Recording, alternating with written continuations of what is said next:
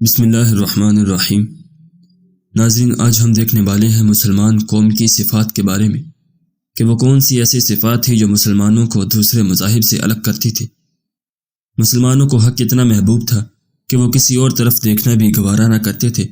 غزوہ تبوک سے پیچھے رہ جانے والے حضرت کعب رضی اللہ تعالیٰ عنہ بن مالک فرماتے ہیں کہ جب رسول کریم صلی اللہ علیہ وسلم نے لوگوں کو ہم سے بات کرنے سے روک دیا تو کوئی ہم سے بات کرنا گوارا نہ کرتا تھا۔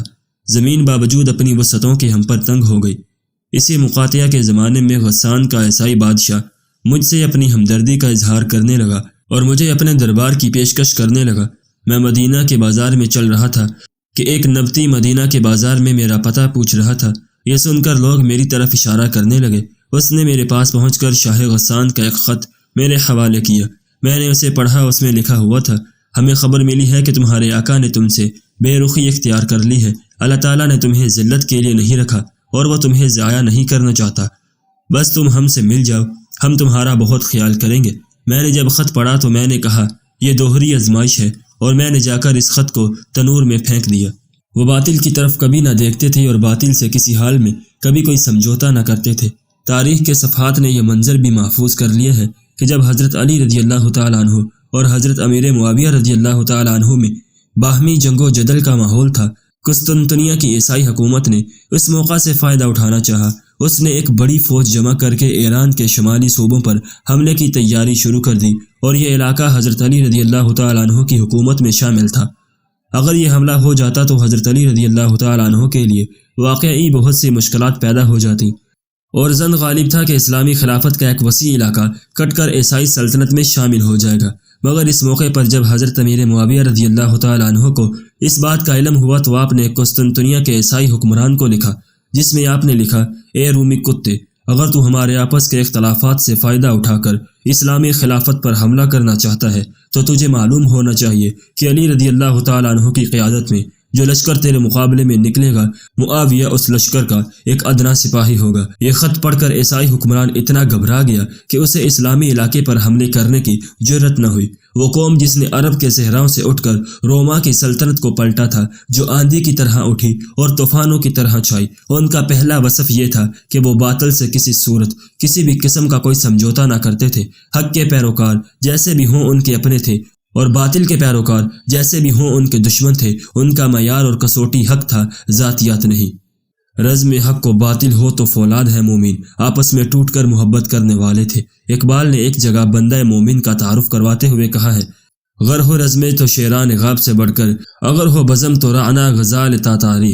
یقیناً اقبال نے یہ تصور قرون اولا کے مسلمانوں کی سیرتوں کا گہرا مطالعہ کے بعد ہی اخذ کیا ہوگا۔ وہ دشمنوں کے مقابلے میں سینہ تانے پہاڑ تھے، لیکن آپس میں غضب کی محبت کرنے والے تھے۔ ان کی محبتوں کا سبب کلمہ طیبہ ہی تھا۔ آپس میں بڑے رحم دل ہیں۔ آسمان کے نیچے جو واحد اخوت کلمہ طیبہ کی بنیاد پر قائم ہوئی تھی، اس نے باہمی محبتوں اور الفتوں کے نئے باب رقم کیے۔ انہوں نے اپنا آدھا مال اپنے مسلمان بھائی کو دے دیا، یہاں تک کہ اگر کسی انصاری کی 2 بیویاں تھیں تو انہوں نے ایک بیوی اپنے مہاجر بھائی کے عقد میں دینے کی پیشکش کی۔ یہ الگ بات کہ خوددار مہاجرین نے انہیں کہا کہ آپ ہمیں بازار کا رستہ دکھا دیں۔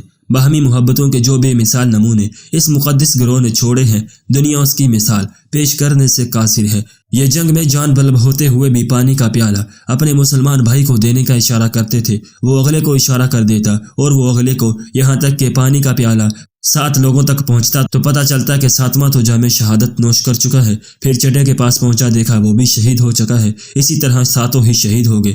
کیا دنیا ان کی تاریخ ان محبتوں کی مثال پیش کر سکتی ہے؟ تاریخ نے یہ منظر بھی محفوظ کیا ہے کہ جب کسی نے بکری کی سری کسی مسلمان بھائی کو تحفہ دی، اس نے سوچا میرا دوسرا بھائی اس کا زیادہ محتاج ہوگا، اس نے اگلے کو بھیج دی اور اس نے اگلے کو، یہاں تک کہ وہ سری اسی گھر میں دوبارہ پہنچ گئی جس سے چلی تھی۔ اور باہمی محبتوں کا یہ عالم کہ اپنے مہمان بھائی کو سیر کر کے کھانا کھلانے کے لیے اپنے بچوں کو بھوکا سلا دیتے ہیں، کیونکہ کھانا اتنا ہی ہے کہ ایک آدمی ہی پیٹ بھر کے کھا سکتا ہے، اور خود چراغ گل کر کے خالی منہ ہلاتے رہتے ہیں تاکہ مہمان سمجھے کہ کھانا کھا رہے ہیں، اسی طرح وہ بھوکا نہ رہے۔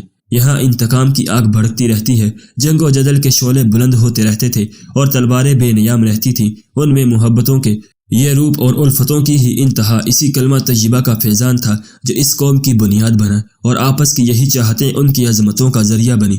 پورا مسلم معاشرہ عملی طور پر جسد واحد بن گیا تھا۔ ایک کا دکھ دوسرے کا دکھ اور ایک کا سکھ دوسرے کا سکھ تھا۔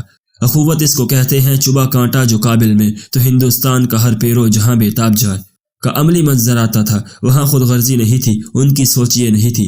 ہوا ہی ایسی چلی ہے کہ ہر شخص سوچتا ہے تمام شہر جلے ایک میرا گھر نہ جلے۔ وہ اپنے پاؤ گوشت کے لیے دوسرے کی بھینس ذبح نہیں کرتے تھے، بلکہ دوسرے کو پاؤ گوشت دینے کے لیے اپنی بھینس ذبح کر دیتے تھے۔ دوسرے کے دکھ کو اپنا دکھ سمجھتے تھے۔ جب تقویٰ و تدین قرون اولا جیسا نہ رہا، یہ منظر تو وہاں بھی دیکھے جاتے رہے۔ کبھی چند بیواؤں اور یتیم بچوں کی آواز پر محمد بن قاسم سندھ تک آ پہنچا، اور کبھی اپنی مسلمان بہن کی آواز پر معتصم باللہ اپنے لاؤ لشکر سمیت اس کی مدد کو پہنچا۔